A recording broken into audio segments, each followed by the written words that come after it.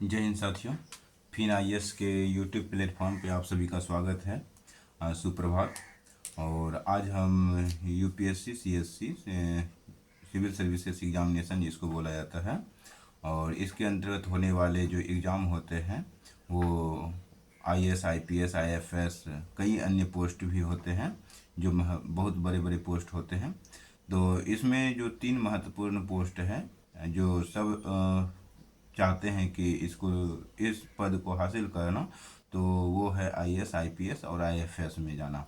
तो इसके अंतर्गत जो एग्ज़ाम पैटर्न होता है उसका जो स्ट्रक्चर होता है, तो उसी स्ट्रक्चर को आज हम देख रहे हैं।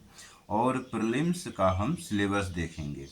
तो आप यहाँ पे देख रहे होंगे, यहाँ पे लिखा हुआ है प्रीलिम्स और यहाँ पे लिखा हुआ है स्ट्रक्चर। तो एग्ज़ाम का स्ट्रक्चर पहले देखना है, उसके बाद हमें प्रीलिम्स का सिलेबस देखना है। मेंस का सिलेबस हम एक ही वीडियो में कंप्लीट नहीं कर पाएंगे, इस कारण से आप आने वाले वीडियो को भी देख सकते हैं। तो अगर आप इस वीडियो को देखेंगे तो हमने इसको स्ट्रक्चर में बांट दिया है। तो जो एग्ज़ाम होता है प्रीलिम्स का सिलेबस देखेंगे, लेकिन एग्ज़ाम का स्ट्रक्चर जो होता है प्रीलिम्स से लेकर के इंटरव्यू तक देखना है। तो प्रीलिम्स के अंतर्गत दो पेपर होता है, एक जीएस पेपर के नाम से, जीएस पेपर 1 के नाम से, और सीसेट पेपर 2 के नाम से। तो प्रीलिम्स के अंतर्गत दो पेपर होते हैं और ये दोनों पेपर एमसीक्यू बेस्ड होते हैं। तो इसलिए जो है प्रीलिम्स का जो पेपर होता है, तो वो प्रीलिम्स के लिए हम एग्ज़ाम एमसीक्यू बेस्ड लिखे हुए हैं। एमसीक्यू मतलब होता है मल्टीपल चॉइस क्वेश्चन, कहने का मतलब ऑप्शनल बेस है ना। ऑप्शन चुनते हैं ना, A B C D question में दिया रहता है। जिसको पूरी तरीके से नहीं आता है उसके लिए भी हम ये वीडियो बना रहे हैं। जिसको आ रहा है तो वो अपना थोड़ा धैर्य बनाए रखेंगे तो बेहतर होगा।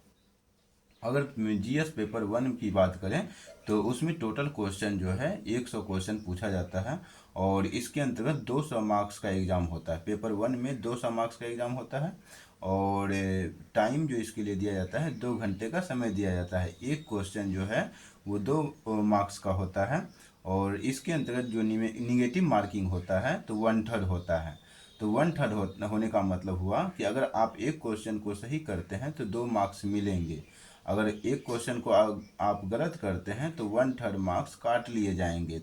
अर्थात मान के चलिए कि आपने 2 क्वेश्चन को सॉल्व किया, एक क्वेश्चन आपका सही है, एक क्वेश्चन आपका गलत है। तो एक क्वेश्चन जो आपका सही है उसके लिए 2 मार्क्स मिला और निगेटिव मार्किंग अगर बात करें एक क्वेश्चन के लिए तो 1/3 हो गया। 1/3 हुआ तो कहने का मतलब 2 मार्क्स जो आपने सही किया था पहले क्वेश्चन में, उसका जो है 2 मार्क्स का 1/3 कीजिएगा तो 2m, मतलब कि 2 मार्क्स इंटू 1/3। तो इसको गुना करेंगे तो 2/3 हो जाएगा। 2/3 होने का मतलब है जब आप इसको डिवाइड करेंगे तो 0.66 आएगा या 0.67 आएगा। ठीक है, तो 0.66 ज़्यादा बोला जाता है, 0.67 कम बोला जाता है, लेकिन ध्यान में ये भी रखना चाहिए कि 0.67 भी आता है। ठीक है, कैसे, तो उसको बंद करने के लिए, डिवाइड को बंद करने के लिए तो आपका जो निगेटिव मार्किंग है 0.66 या 0.67, एक क्वेश्चन के लिए इतना मार्क्स आपको काट लिए जाएंगे गलत होने पर। तो 2 मार्क्स में आप इतना घटाएंगे तो पता चल जाएगा आपको कितना मार्क्स बचा।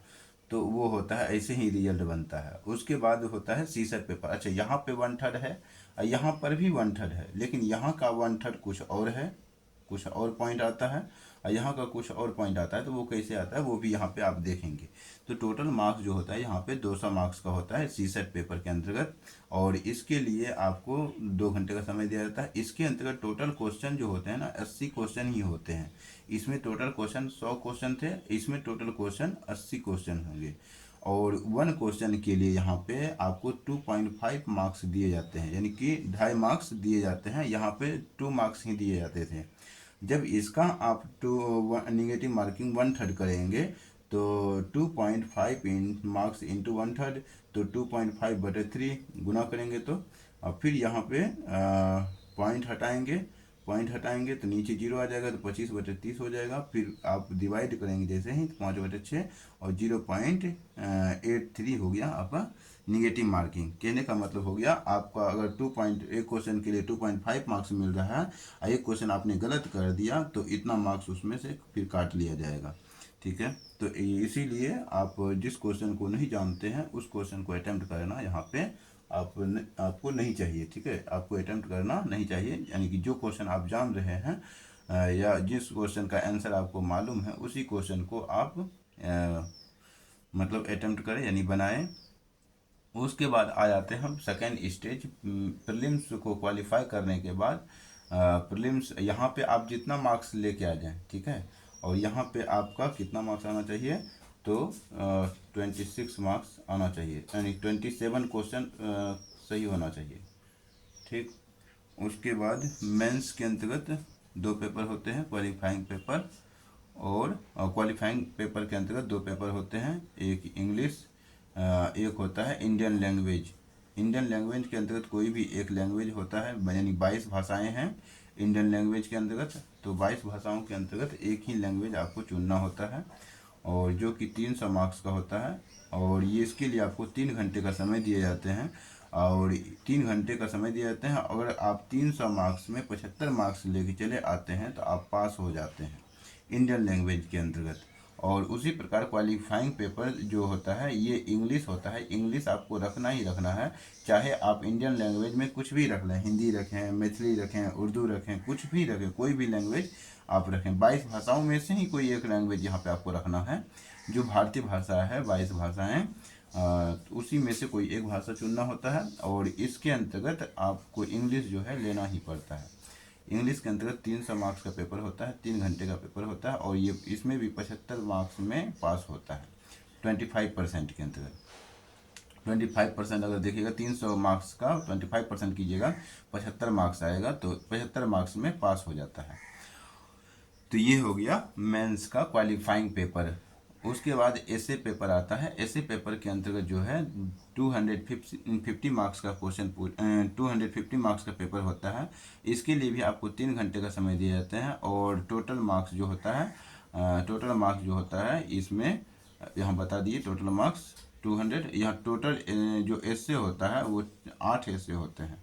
पेपर यानी कि पार्ट ए और पार्ट बी में विभाजित होता है। पार्ट ए में 4 एसे होता है, पार्ट बी में भी 4 एसे होता है, यानी कि कुल 8 एसे।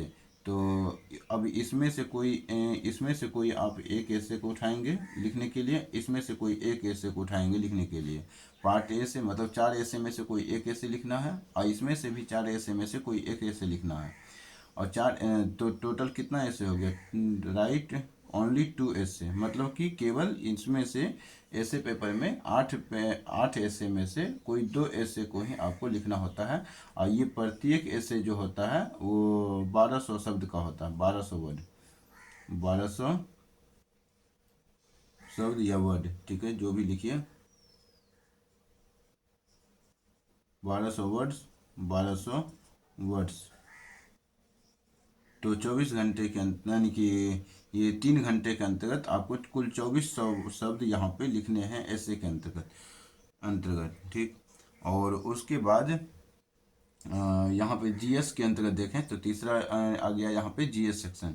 मेंस के अंतर्गत जीएस सेक्शन जो होता है ये 4 पेपर होते हैं। इस सब का हम सिलेबस यहाँ हम आने वाले वीडियो में बताएंगे, ठीक है। और उसको जब हम स्टार्ट करेंगे तो उसी के संदर्भ यानी कि उसी के साथ हम सिलेबस भी बताना चालू करेंगे, जैसे जैसे हमारा कोर्स स्टार्ट होता जाएगा इसमें यूट्यूब प्लेटफॉर्म पे। और ये पूरी तरीके से निःशुल्क होगा। और यहाँ पे अगर देखा जाए तो GS paper 1, GS paper 2, GS paper 3, GS paper 4, इसके लिए 250 मार्क्स, इसके लिए भी 250 मार्क्स, इसके लिए भी, और सब के लिए 250 मार्क्स है। और देखा जाए तो इसमें भी 3 घंटे, इसमें भी 3 घंटे, इसमें भी 3 घंटे, इसमें भी 3 घंटे का पेपर होता है। तो मेंस जो होता है ये रिटर्न होता है, ठीक है। ये क्या होता है, रिटर्न होता है। ये एमसीक्यूज बेस्ड होता है, ठीक है। ये सेंटर पे एग्ज़ाम जा करके देना होता है, कोई आपको ऑनलाइन एग्ज़ाम नहीं देना होता है। आपको पेपर दिया जाता है, क्वेश्चन दिया जाता है, आप ओमार शीट दिया जाता है, वहाँ पे आप रंग आते हैं, ठीक है। इसके लिए भी आपको क्वेश्चन दिया जाता है और आंसर शीट दिया जाता है। उसमें आंसर शीट के अंतर्गत आप क्वेश्चन का आंसर लिखते हैं, लिखित होता है ये एग्ज़ाम, ठीक है, रिटर्न।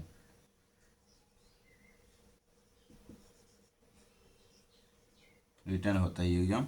और यहाँ पे आई होप कि आप समझ गए होंगे जीएस। अब ऑप्शनल आता है। ऑप्शनल के अंतर्गत जो है, ऑप्शनल जो होता है 500 मार्क्स का ऑप्शनल होता है। ये पेपर 1 और पेपर 2 में विभाजित होता है ऑप्शनल।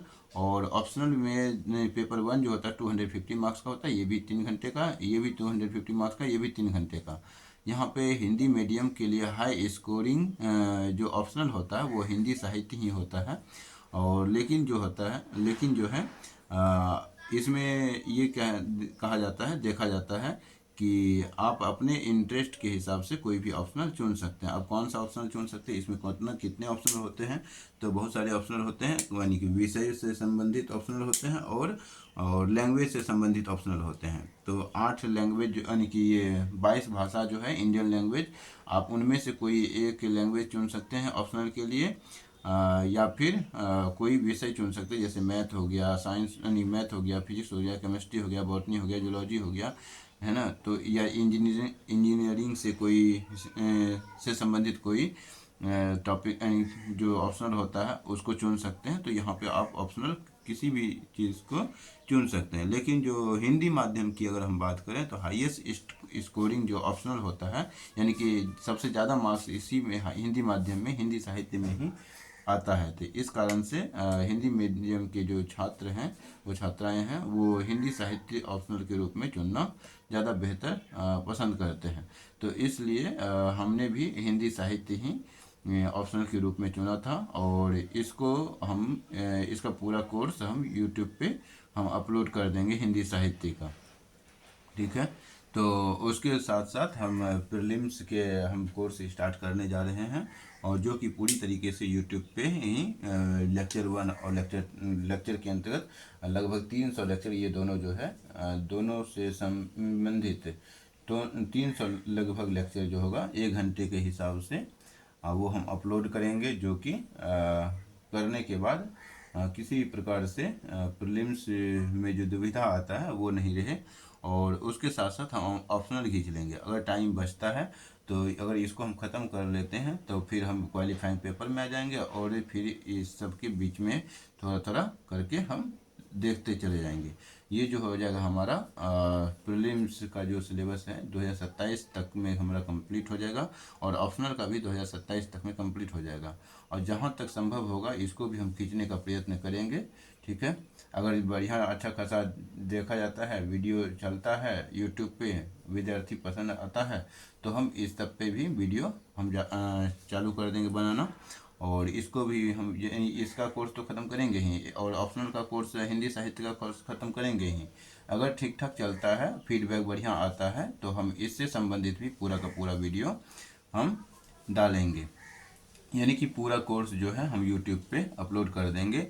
और ये फर्स्ट बैच के अंतर्गत ही ये गिना जाएगा। प्रथम बैच जो है, ये फर्स्ट बैच जो है यूट्यूब पे फ्री के नाम से जाना जाएगा। तो इस कारण से आप इस चैनल पे बने रह सकते हैं। और अब हम चलते हैं प्रीलिम्स का जो सिलेबस है उसको हम समझने के लिए। आई होप कि आप इस स्ट्रक्चर को बना लेंगे, थोड़ा वीडियो को पॉज करके भी लिख भी सकते हैं। अब हम प्रीलिम्स का जो सिलेबस है उसको हम स्ट्रक्चराइज करने जा रहे हैं, यानी कि उसको हम लिखने जा रहे हैं। ये हमारा जो बैच है ये हिंदी मीडियम में हिंदी माध्यम वालों के लिए पूर्णतः समर्पित है। यहाँ पे केवल और केवल लिख करके ही पढ़ा जाएगा, किसी भी प्रकार से पीडीएफ का यूज नहीं किया जाएगा। अगर जहाँ मैप बनाने का सवाल आएगा वहाँ पे हाथ से ही मैप भी बनाया जाएगा। वहाँ जिसको लोकेशन को दिखाया जाना होगा तो वो हाथ से ही दिखाया जाएगा। तो इस प्रकार आप मैप बनाना भी अच्छी तरीके से सीख जाएंगे। तो ये चैनल आप लोगों का है, आप लोगों की मर्जी, आप कैसे इसको चलाते हैं।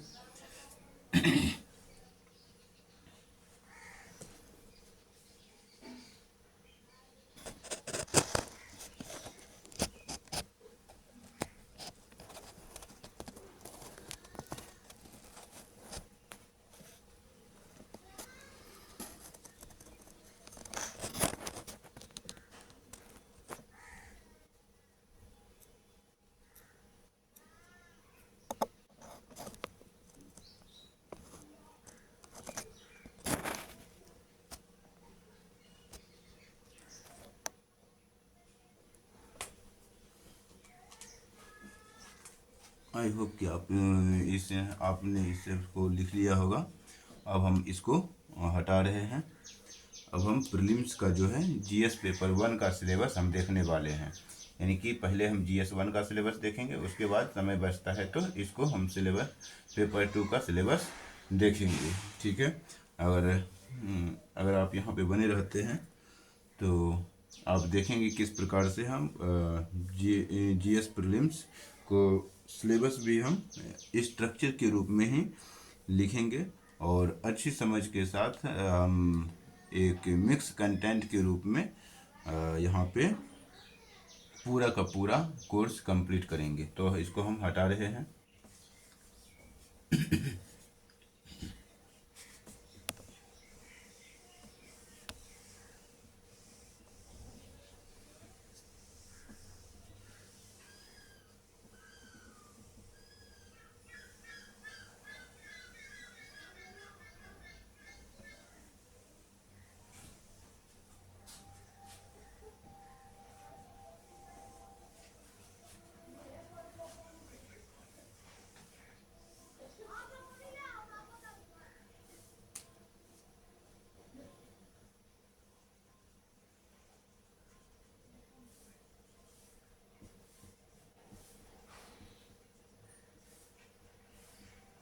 लिखेंगे पाठ्यक्रम यानी कि सिलेबस।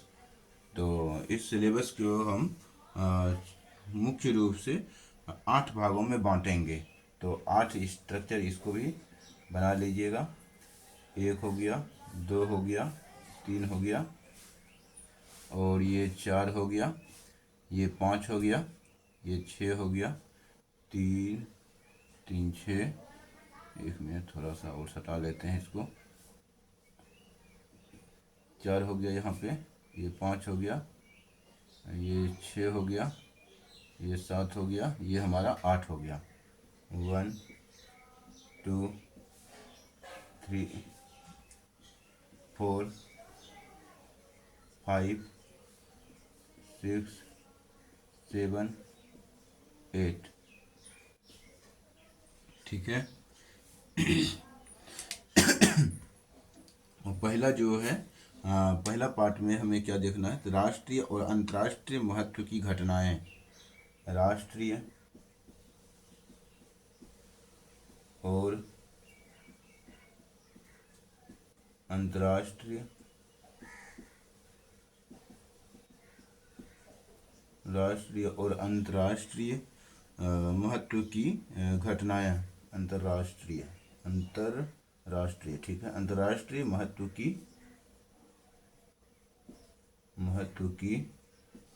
घटनाएं, national and international, national importance से संबंधित करंट अफेयर्स जो होता है वो देखेंगे। और इसके अंतर्गत आप लिखेंगे कि क्या पढ़ना है क्या नहीं पढ़ना है। तो इसके अंतर्गत भारत एवं विश्व दोनों दृष्टिकोण पर आधारित महत्वपूर्ण समसामयिक घटनाएं यानी करंट अफेयर्स से संबंधित प्रश्न पूछे जाते हैं। तो केवल इसके अंतर्गत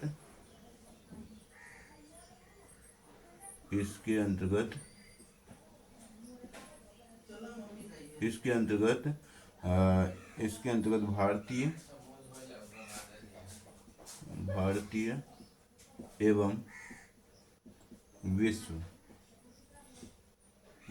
एवं विश्व दोनों दृष्टिकोण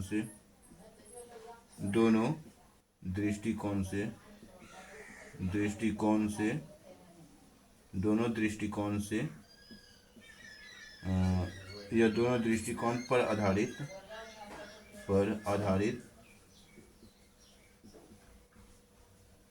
प्रश्न पूछे जाते हैं। इसके अंतर्गत भारतीय एवं विश्व दोनों दृष्टिकोण पर आधारित समसामयिक प्रश्न पूछे जाते हैं। समसामयिक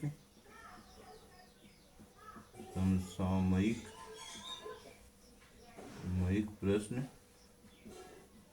पूछे जाते हैं।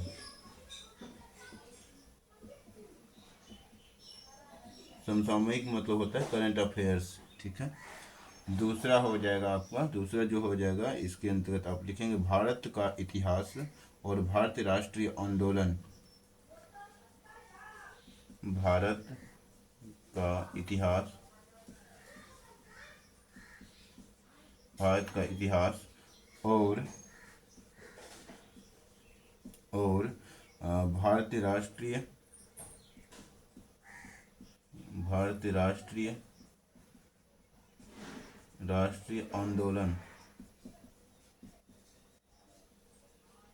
भारतीय राष्ट्रीय आंदोलन, ठीक है। और उसके बाद प्राचीन मध्य, इसी के अंतर्गत भारतीय इतिहास के अंतर्गत आप लिखेंगे प्राचीन, मध्य और आधुनिक, ये तीनों आ जाएगा। उसके बाद इसी में आ जाएगा भारतीय राष्ट्रीय आंदोलन। तो इसी ये दूसरा पॉइंट का हिस्सा हो जाएगा। तो भारत का इतिहास के अंतर्गत आ ही जाता है। भारत का इतिहास है तो प्राचीन, मध्य और आधुनिक, ये तीनों आ जाएगा। और उसके बाद तीसरा नंबर पे जो होगा भारत एवं विश्व भूगोल, भारत एवं विश्व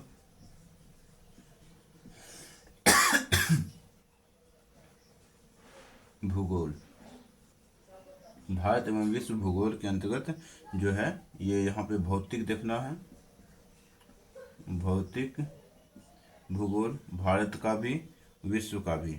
सामाजिक भूगोल, सामाजिक भूगोल भारत और विश्व दोनों। फिर यहाँ पे आर्थिक भूगोल,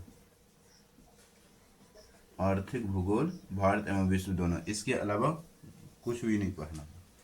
उसके बाद आता है चौथा पॉइंट में, चौथा पॉइंट में आएगा राजनीति से संबंधित। तो भारतीय राजनीति और शासन, भारतीय राजनीति, नीति और शासन, भारतीय राजनीति और शासन। इसके अंतर्गत भारत का संविधान पढ़ना होता है। पहला पॉइंट भारत का, भारत का संविधान, भारत का संविधान पढ़ना होता है। दूसरा नंबर पे राजनीतिक प्रणाली पढ़ना होता है, राजनीतिक, नीतिक प्रणाली, प्रणाली पढ़ना होता है। राजनीतिक प्रणाली के बाद पंचायती राज, पंचायती राज पढ़ना होता है। उसके बाद जो इसमें पढ़ना होता है पंचायती राज के बाद सार्वजनिक नीति पढ़ना होता है, सार्वजनिक सार्वजनिक नीति, सार्वजनिक नीति पढ़ने के बाद, सार्वजनिक नीति ऐसे होगा, नी और ती, ऐसे नीति, सार्वजनिक नीति।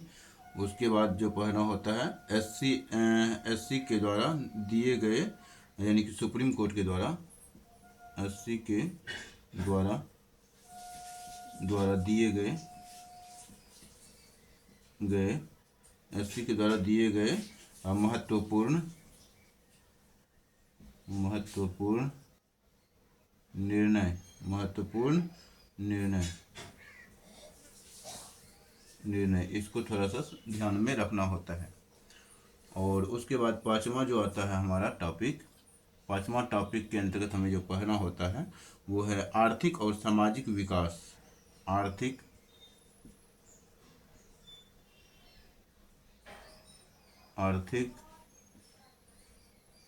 और सामाजिक विकास, आर्थिक और सामाजिक विकास। अगर समझ में नहीं आ रहा हो तो हम बोल रहे हैं, आप लिख भी सकते हैं, आर्थिक और सामाजिक विकास, ठीक है। उसके बाद जो आपको लिखना है आर्थिक और सामाजिक विकास के अंतर्गत सतत विकास, सतत विकास।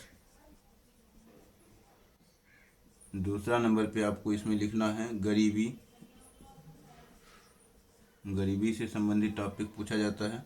जनसांख्यिकी,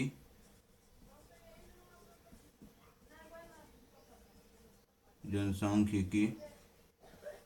उसके बाद जो इसमें लिखा जाता है जनसांख्यिकी और समसामयिक यानी कि सामाजिक क्षेत्र की पहल, सांख्यिकी और जनसांख्यिकी और जनसांख्यिकी और सामाजिक सामाजिक क्षेत्र क्षेत्र की क्षेत्र की पहल, ये पूछा जाता है। उसके बाद जो इसके अंतर्गत और पढ़ना होता है, अन्य भी कुछ टॉपिक होते हैं जो महत्वपूर्ण होते हैं अर्थव्यवस्था से संबंधित, जैसे जीएसटी, जीडीपी से संबंधित, है ना, कराधान से संबंधित, जैसे कि बजट से संबंधित, तो इसमें अन्य में आ जाता है, तो उसको हम इसी में देख लेंगे। और इसके बाद जो छठा टॉपिक के अंतर्गत हम पढ़ा जाता है वो है पर्यावरण पारिस्थितिकी। तो यहाँ लिखेंगे पर्यावरण पारिस्थितिकी,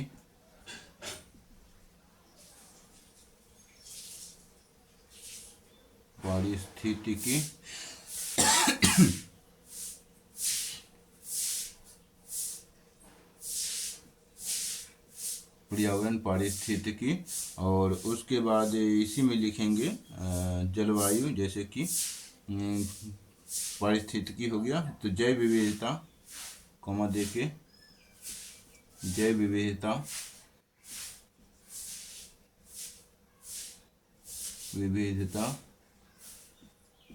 जैव विविधता, एक मिनट इसको,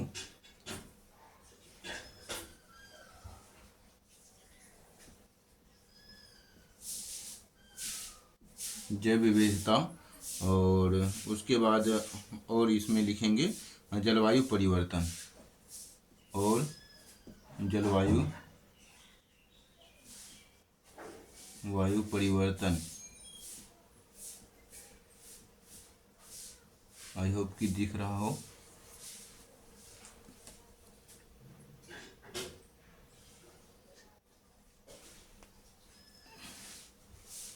तो ये हो गया छठा टॉपिक। सातवां टॉपिक जो इसमें हमें पढ़ना है, सामान्य विज्ञान।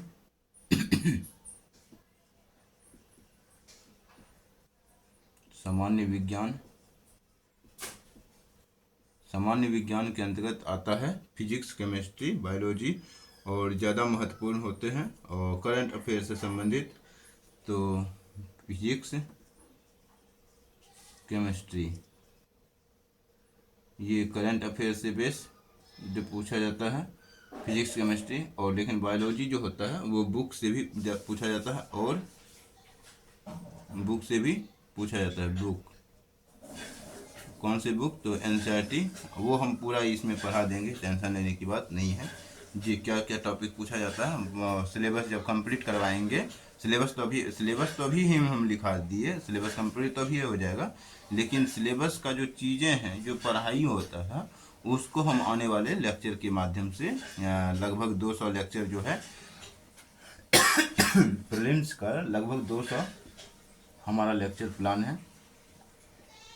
200 घंटे का लेक्चर प्लान है, जिसके अंतर्गत पूरा पाठ्यक्रम को हम कंप्लीट करवा देंगे टॉपिक को। तो ये हो गया बुक। और उसके बाद जो हो जाएगा इसमें टेक्नोलॉजी,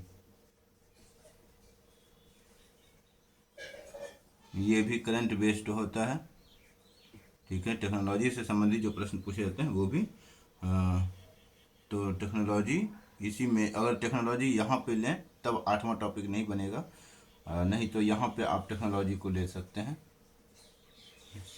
यहाँ पे सामान्य विज्ञान हो गया, तो यहाँ पे टेक्नोलॉजी, तो कहा है कि यहाँ पे आता है साइंस एंड टेक्नोलॉजी। तो सामान्य विज्ञान हम अलग कर दिए और टेक्नोलॉजी को हम अलग कर दिए, तो अलग अलग करके ही देखना बेहतर रहेगा। तो यहाँ पे लिख दीजिए प्रौद्योगिकी।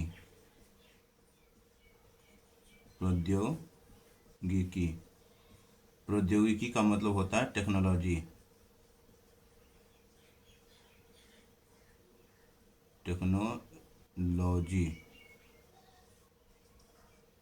ठीक है, आप लिख लेंगे। और ये भी जो होता है टेक्नोलॉजी से संबंधित जो प्रश्न होता है 90% जो होता है करंट अफेयर्स से ही संबंधित होता है। तो इस प्रकार से हमारा प्रीलिम्स का सिलेबस जो है कंप्लीट होता है।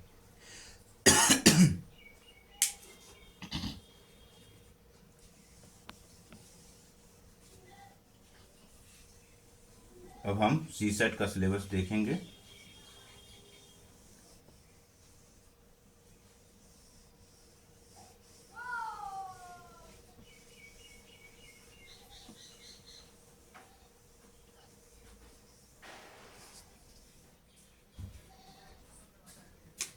तो सीसेट 100 आवर लेक्चर प्लान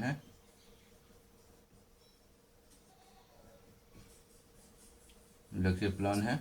जिसके अंतर्गत और आप 27 मार्क्स कंप्लीट हो पूरा पूरा सही होता है। 40 यानी कि 45 से 50 सवाल आपको सही करना है, मतलब बनाना है, और उसमें से आपका 35 क्वेश्चन आपका सही होना चाहिए। 35 या अगर एक्यूरेट होता है सभी क्वेश्चन तो 27 क्वेश्चन पे ही पास हो जाता है।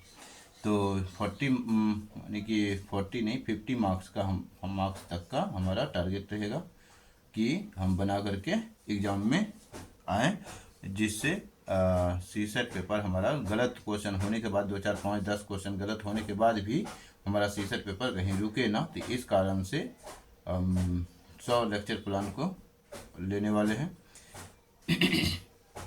हमारा टारगेट 100 लेक्चर प्लान 100 घंटे का है सीसेट में। तो यहाँ पे आ जाता है अब हमें किस प्रकार से स्ट्रक्चर को देखना है, इसका सिलेबस क्या क्या हमें पढ़ना है वो हमें देखना है। तो इसमें जो सिलेबस है 3 भाग में इसको बांट लेंगे इसके सिलेबस को। ये एक मैथ्स, एक रीजनिंग, एक कॉम्प्रीहेंशन।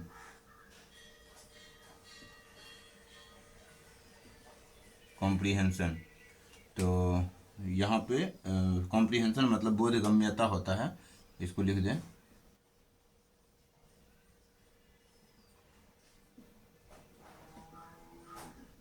बोधगम्यता होता है।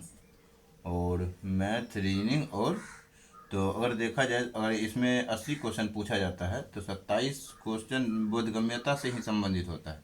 लेकिन बोधगम्यता फिक्स नहीं होता है, फिक्स नहीं करता है किसी भी आंसर को। तो इसमें टाइम भी पढ़ने में भी बहुत समय लग जाता है और समय मन की पास भी नहीं हो पाता है। तो 27 प्रश्न इसमें पूछे पूछे तो जाते हैं, लेकिन श्योरिटी नहीं होता है कि हमारा क्वेश्चन सही है या फिर गलत है। ये आंसर की जारी होने के बाद ही मालूम चलता है कि हमारा कौन सही हुआ कौन गलत हुआ। क्योंकि इसमें महान से महान टीचर भी सही आंसर नहीं पकड़ पाता है क्या होगा। लेकिन रीजनिंग के अंतर्गत हम अगर सही बना के आते हैं तो हमें भी मालूम चलता है और टीचर को भी मालूम चल जाता है कि हमारा सही क्वेश्चन है या गलत क्वेश्चन है। मैथ के अंतर्गत भी हमारा श्योरिटी होता है कि हम सही बनाए हैं या फिर गलत बनाए हैं। ये आप यानी कि एग्ज़ाम देने के बाद जो घर आने के बाद जो पेपर का अध्ययन होता है करने से मालूम चल जाता है कि हमारा पेपर पास होगा या नहीं होगा, ये दोनों से बनाने से। लेकिन इसको बनाने से हमारा कन्फ्यूजन पैदा होता है। ठीक है, तो इसमें हमें क्या क्या पढ़ना है पहले देखिए। पहले इसके अंतर्गत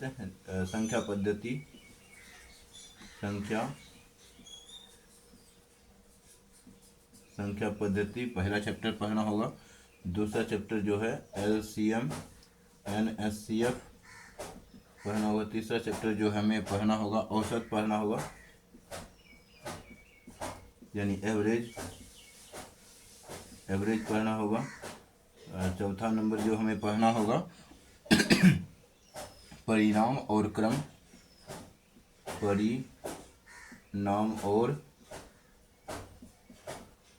क्रम।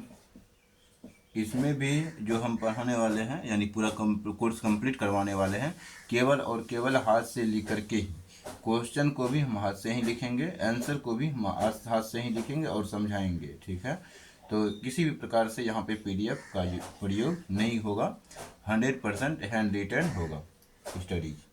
तो परिणाम और क्रम। चौथा 5वां नंबर पे जो हमें पढ़ना है वो हमें पढ़ना है प्रतिशत।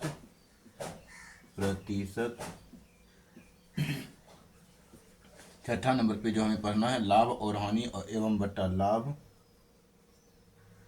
लाभ हानि एवं बट्टा। सातवां जो टॉपिक हमें पढ़ना है अनुपात और समानुपात। अनुपात और समानुपात। अनुपात और समानुपात। आठवां जो टॉपिक में पढ़ना है मिश्रण। नौवां जो टॉपिक पढ़ना है इसमें साझेदारी।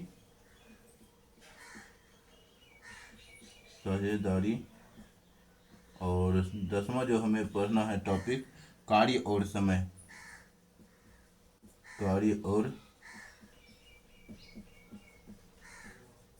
से संबंधित ये कुल 8 यानी 10 टॉपिक ही पढ़ना है, जिससे कि अगर 27 क्वेश्चन अगर इसमें पूछा जाए, ठीक है, 27 या 81 होता है, 27 या 81 मतलब 27 अगर कहा जाए, इसमें कहा जाए एक यानी कि 26 कहा जाए, इसमें 27 कहा जाए, टोटल 80 पूछ जाता है। 27 दूनी 54 और 54 प्लस 6 60 और 20 80, तो कुल 80 क्वेश्चन पूछ जाता है। तो इसमें 27 क्वेश्चन में से इसी टॉपिक से लगभग रखिए 25 क्वेश्चन पूछ लिए जाते हैं।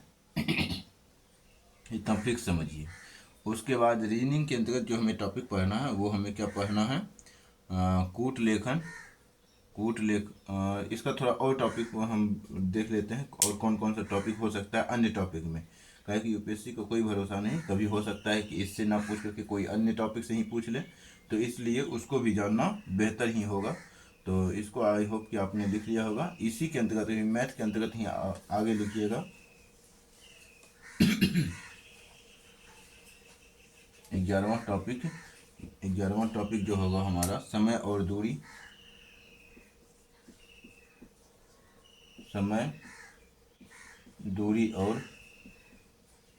दूरी और चाल। 12वां टॉपिक होगा हमारा साधारण और चक्रवृद्धि ब्याज। साधारण और चक्रवृद्धि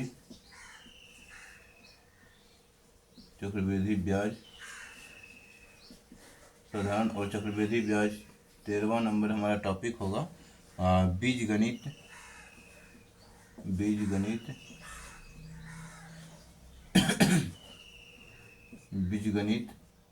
और 14 नंबर पे जो हमारा टॉपिक होगा वो होगा क्षेत्रमिति। ये इसमें 2D और 3D ही पढ़ना है, 4D नहीं पढ़ना है। और 15वां टॉपिक जो होगा हमारा क्रमचय और संचय। 16वां टॉपिक होगा हमारा प्रायिकता। और 17वां टॉपिक हो जाएगा हमारा प्रायिकता के बाद समुच्चय सिद्धांत एवं वेन आरेख। समुच्चय सिद्धांत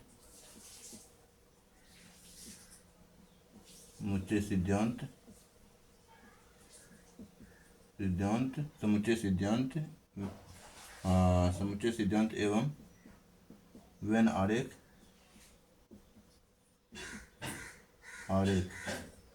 आरेख। बस इतना ही हमें इसके अंतर्गत पढ़ना है, ज़्यादा नहीं पढ़ना है। अब आते हैं हमारा रीजनिंग का टॉपिक। रीजनिंग के टॉपिक में हमें क्या पढ़ना है वो देखना है।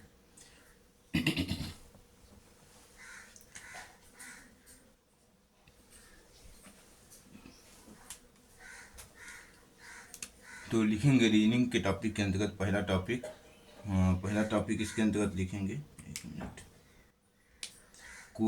रीजनिंग के कूट लेखन, इसमें भी आपको पढ़ना है। कूट लेखन नहीं, सिर्फ इसी में है, मैथ में नहीं है कूट लेखन। तो कूट लेखन। दूसरा जो टॉपिक हमें पढ़ना है कूट लेखन एवं, इसमें लिखेंगे कूट लेखन, कूट वाचन। परीक्षण, कूट लेखन कूटवाचन परीक्षण। और दूसरा जो टॉपिक हम लेंगे इसमें रक्त संबंध, रक्त संबंध, रक्त संबंध। तीसरा जो टॉपिक हम लेंगे रक्त संबंध के बाद दिशा परीक्षण, दिशा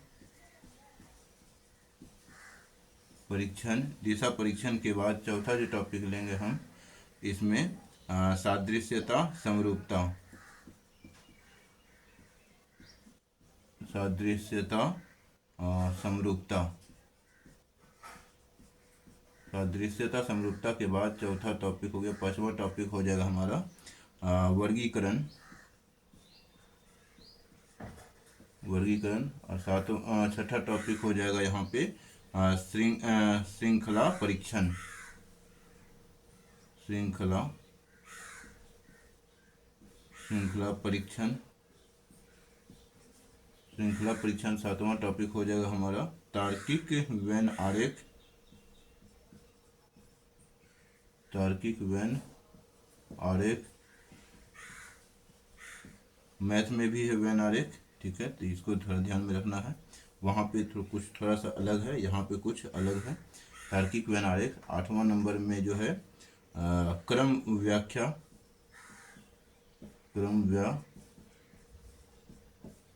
क्रम व्याख्या हो गया। और इसको अब हम हटा रहे हैं और इसको इसी में अभी हम और लिखेंगे।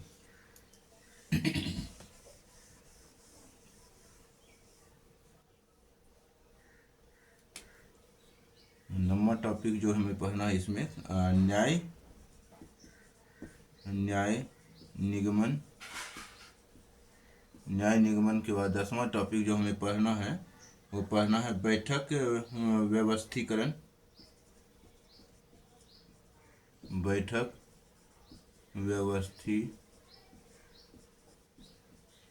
व्यवस्थीकरण। 11वां टॉपिक जो हमें पढ़ना है गणितीय संक्रियाएं, गणितीय संक्रियाएं,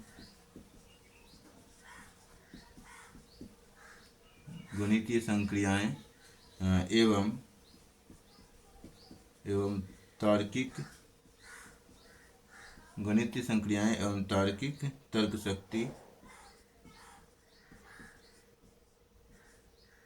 तर्क शक्ति। 12वां टॉपिक जो हमें पढ़ना है पहेली परीक्षण।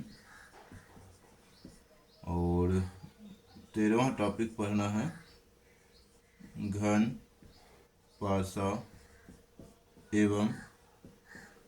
पासा एवं घनाभ। और 14वां टॉपिक हमें पढ़ना है घड़ी और कैलेंडर, घड़ी और कैलेंडर, घड़ी और कैलेंडर।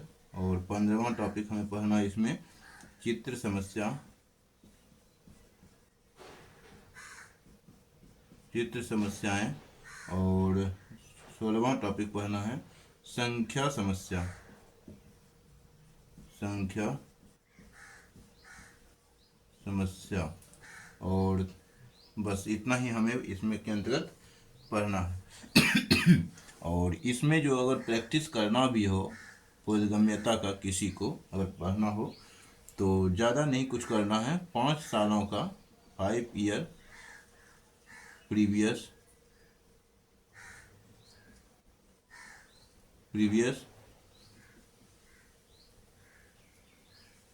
ईयर क्वेश्चन प्रैक्टिस, यानी कि 5 सालों का जो प्रीवियस ईयर क्वेश्चन में जो बोधगम्यता से संबंधित प्रश्न दिए गए हैं या बोधगम्यता कॉम्प्रिहेंशन दिए गए हैं, उसका क्या करना है, हमें पढ़ना है, उसका हमें क्या करना है, प्रैक्टिस करना है।